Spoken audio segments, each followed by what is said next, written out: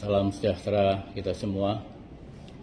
Perlu kami sampaikan kepada Bapak Ibu sekalian, hari ini kami dari profesi dokter hewan merasa bahagia karena di sini sudah menunjukkan bahwa pemerintah hadir di dalam kasus PMK ini. Kalau dikatakan terlambat, ya mungkin terlambat, tetapi daripada tidak lebih baik. Alhamdulillah, itu satu yang kami bisa sampaikan. Yang kedua, kami berharap di dalam Satgas ini tidak hanya dalam kasus memberikan pengobatan atau vaksinasi saja kepada PMK, tapi bagaimana membawa Indonesia bebas kembali dari PMK. Dan kami yakin ini memang tidak mudah dan tidak gampang, karena sejarah menunjukkan PMK itu kita bebaskan dari Indonesia memerlukan waktu hampir 30 tahun dan memerlukan dana yang tidak sedikit. Oleh karena itu, dengan adanya kesatuan kita bersama-sama dan arahan dari Bapak Presiden, insya Allah PMK ini kami targetkan paling lama 5 tahun harus sudah bebas dari Indonesia. Harapan kami itu. Kemudian yang berkaitan dengan program vaksinasi, kami memberikan dukungan kepada Dirjen PKH bila vaksinasi ini akan dilakukan pada wilayah-wilayah yang memang sudah terdampak, karena di sini untuk menghindari jumlah ternak yang mati.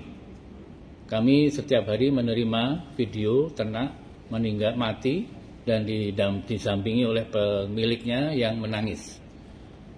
Oleh karena itu, satu daerah yang merah memang bisa dijadikan sebuah prioritas. Namun tidak menutup kemungkinan daerah-daerah hijau ini jangan dilupakan. Karena daerah hijau ini merupakan daerah ancaman. Ya. Kami tadi sepakat bahwa Sumatera, Jawa, kemudian Bali, NTB, selain Sumbawa, merupakan prioritas yang harus dilakukan.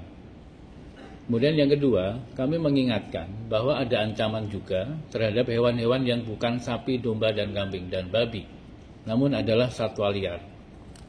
Kami mengharapkan rapat berikutnya kalau bisa dari Kementerian Lingkungan Hidup bisa disertakan, karena saya sudah meminta data apa yang terjadi apabila PMK ini sampai masuk ke satwa liar. Maka beberapa satwa-satwa kita bisa terpapar oleh PMK. Satu masuk di kebun binatang Ragunan saja, ini sudah bisa menyebar ke seluruh binatang yang ada di Ragunan. Oleh karena itu, saya juga berharap bahwa program vaksinasi perlu juga diarahkan kepada konservasi-konservasi yang ada di Indonesia. Itu harapan kami. Kemudian selanjutnya, berkaitan pelaksanaan vaksinasi, kami PBDHI, seluruh anggota kami yang ada di Indonesia, yang tercatat di organisasi kami ada kurang lebih 15.000 seluruh Indonesia. Dan kami bisa mapping wilayah yang merah itu berapa jumlah dokternya, nanti bisa kami sampaikan kepada Satgas bahwa ini merupakan tenaga yang siap untuk digunakan. Sehingga kalau bisa menggunakan dokter hewan dan para medis, itu juga mengatakan sudah cukup. Tidak perlu melibatkan tenaga-tenaga lain, tidak seperti COVID. Karena jumlah ternak kita pun totalnya di Indonesia ini tidak lebih dari 20 juta di luar kambing dan domba. Oleh karena itu, saya menyatakan siap anggota kami untuk mendukung program vaksinasi ini. Kemudian selanjutnya, berkaitan dengan pergerakan ternak. Kita ingat bahwa setiap kali kita mau bergerak pada saat COVID, harus menunjukkan bahwa kita bebas daripada COVID.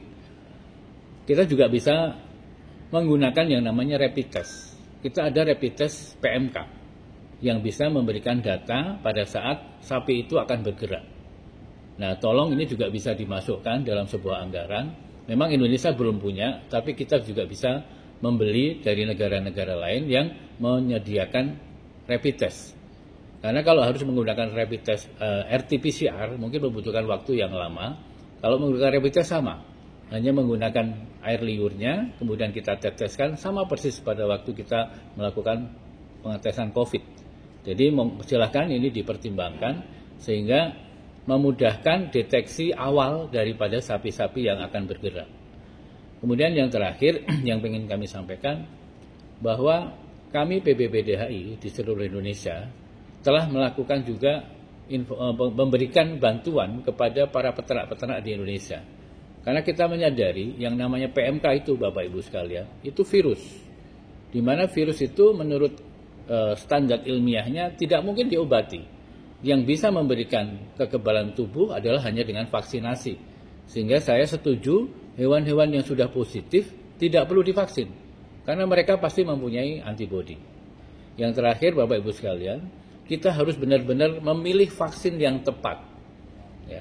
Kita punya stereotipnya itu O di Indonesia, menurut data dari pemerintah. Oleh karena itu, sebaiknya vaksin ini benar-benar yang kita gunakan pun juga stereotip O. Jangan menggunakan yang bivalen, karena bivalen ini mengandung virus yang lain. Sehingga artinya, bila itu stereotipnya itu bivalen adalah O dan bisa nambah dengan A. Oleh karena itu, sedapat mungkin kami menyarankan kepada pemerintah, sebenarnya kita bisa menyontoh pada saat kita kena COVID, yaitu Bio Farma membeli bahan istilahnya vaksin curah lah. Kalau di minyak goreng curah. Ini juga bisa dilakukan dan ini menjadikan produksi dalam negeri, yaitu bisa digunakan Puspetma atau menggunakan pabrik-pabrik vaksin yang ada di Indonesia yang fungsinya hanya melakukan repacking. Nah, untuk mendapatkan 29 juta tadi memang 56 juta tidak mudah. Tapi kalau kita membeli bulk itu lebih mudah. Karena di sini hanya sekedar refilling, mengisi. Dan stereotipnya pun akan menjadi tepat hanya stereotip O. Ini tolong menjadi pertimbangan Bapak Ibu sekalian. Jadi jangan sampai kita menunggu impor, kita mendukung apa yang disampaikan Pak Presiden. Kalau bisa sedikit mungkin kita produksi sendiri. Nah, kita punya kemampuan itu sementara dan secara biaya jauh lebih murah daripada kita beli barang jadi. Ini masukan saya kepada Kementerian Pertanian agar ini menjadi dipertimbangkan. Itu saja harapan kami, Pak Prof. Wiku. Terima kasih. Assalamualaikum warahmatullahi wabarakatuh.